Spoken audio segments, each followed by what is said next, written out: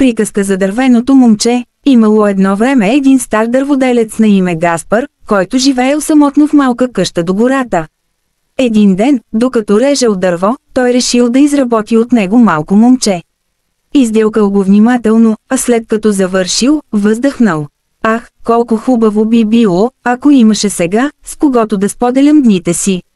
Докато изричал тези думи, магически звезден прах се спуснал от небето и дървеното момче оживяло.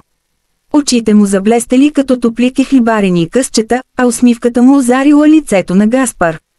«Здравей, татко!» извикало момчето. Гаспар не можел да повярва на очите си. Нарекал момчето Луки и го научил на всичко, което знаел как да чете, пише и как да бъде добър и честен. Но Луки бил любопитен и искал да открива света. Една сутрин, Луки се скрил от Гаспар и тръгнал към близкия град. Там срещнал един странен човек, който му казал: «Искаш ли да станеш истинско момче? Ще ти дам талисман, който ще сбъдне това желание. Но трябва да го пазиш и да си верен на сърцето си». Луки приел талисмана и обещал да бъде добър и смел. По пътя обратно към дома, той помогнал на птица с наранено крило и спасил малко зайче от капан. Талисманът започнал да свети. Когато Луки се върнал от дома, Гаспар го прегърнал с радост. «Ти си истинско момче вече, Луки», прошепнал дърводелецът.